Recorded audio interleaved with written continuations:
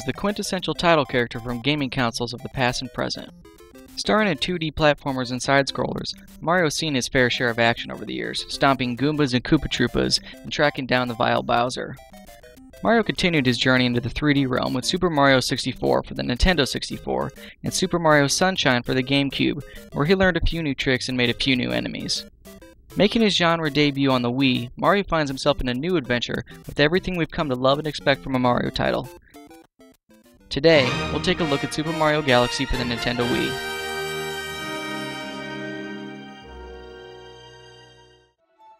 Super Mario Galaxy follows the traditional Mario story, with Mario on a quest to rescue Princess Peach from Bowser, and along the way find his ever-so-faithful brother Luigi and meet a horde of star-bit popping toadstools. Every 100 years, a huge comet flies over the Mushroom Kingdom. This year, during the Great Star Festival for the event, Mario is invited to Peach's castle to pick up a special gift. As he arrives, Bowser crashes the party in a squadron of airships and UFOs. As opposed to simply kidnapping Peach, he actually uses his air fleet to rip the entire castle from the ground and carries it in outer space. Before Mario is able to get into the castle doors, a Magic Koopa shows up and shoots him with his wand, knocking Mario into free space. Luckily, Mario is intercepted by floating star people called Lumas. After giving Mario a short tutorial level, the Lumas take Mario to their mother, Rosalina, who offers to help him save Peach and gives him special powers to allow him to fly through space. To rescue Peach, Rosalina tells Mario that he needs to collect Power Stars, scattered throughout the universe, held by Bowser and his minions. Once enough Power Stars are collected, she will have enough power to send her observatory through a portal that will take them to Peach. Now this introduction and tutorial are all really cool and exciting to play. They really get you pumped up to play the game. Rosalina's Star Observatory is used as a navigation hub to allow Mario to choose where he wants to visit next and to replay previous levels. The observatory contains a series of domes, each containing passage to several galaxies. Levels are represented by galaxies and are each broken down into several sub-levels. There's a wide variety of environments represented, including grasslands, oceans, deserts, spaceships, and even a haunted house.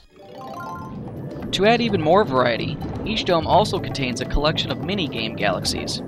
Every time I was able to access a new dome, the mini-games were the first galaxies I played.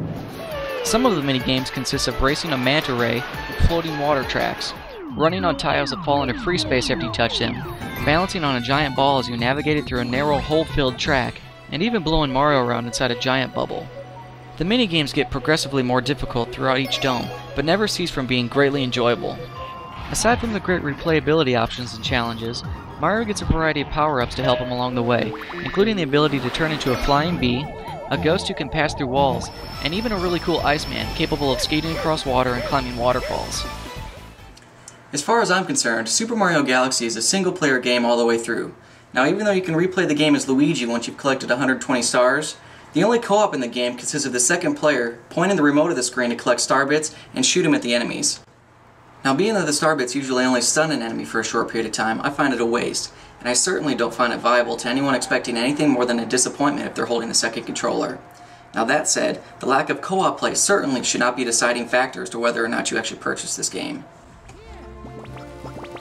Super Mario Galaxy is 3D platforming at its best.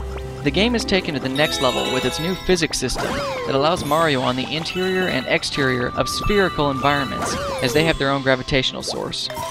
You'll notice the new physics right away, as lots of the time you'll be completely upside down and even sideways. In some rooms, Mario can straight up run up the walls onto the ceiling, while others have you constantly switching between inverted ceiling running and standard running on the floor. Other areas of the game even have the camera adjust on the fly to give the appearance of a traditional 2D side-scroller. The controls are similar to previous Mario titles, where the analog stick and the buttons of the nunchuck and the Wii remote make Mario run, jump, and flip. Of course, it wouldn't be a Wii title if you didn't have to fling the Wii remote around a little bit. Shaking the Wii remote throws Mario into a violent spinning move with his arms extended. This can be used to attack and stun enemies, destroy certain obstacles, and interact with certain objects. Shaking the remote also is used to launch Mario up certain vines and to throw objects such as bombs. Pointing the remote of the screen brings up a little blue star icon that's used to shoot star bits at enemies, or target certain objects to propel and shoot you around the screen.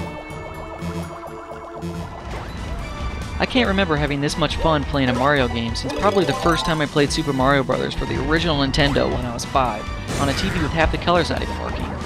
It's really something special when a title released some 20 years later can bring you back to your childhood and still give you entertainment, and get this, even a challenge. That's right, this is not your run-of-the-mill easy video game. Some of these levels are actually pretty challenging. In fact, I actually had a couple game overs playing this game, and I like to think that after 20 years of gaming, I'd be pretty dang good at Mario. I think that by this point, it's pretty safe to assume that I think the graphics and sound are great. The game's soundtrack was recorded by the Mario Galaxy Orchestra, and the music is fabulous and quite varied. The game's first level has a soothing yet inspiring, fully orchestrated track. The 3D engine used was developed in-house by Nintendo and is shared with Super Mario Sunshine. The camera is dynamic and adopts a nearly top-down view to allow the player to see the surrounding area. There are no pre-rendered animated scenes. Everything is rendered on the fly with the in-game graphics engine, which truly shows the graphical power of the Wii. In-game, we see light reflection and refraction off of water, and lighting effects everywhere. Frankly, this is the best looking Wii game I've played yet. Mario games are a staple of a gamer's collection. We've followed our protagonists through many adventures over the years, and they've never disappointed. Mario's transition to the Wii reminds us yet again why we all followed this series. This is the absolute best Mario title to date, and every gamer should own their own copy. If for nothing else, Super Mario Galaxy should be the single reason to own a Wii.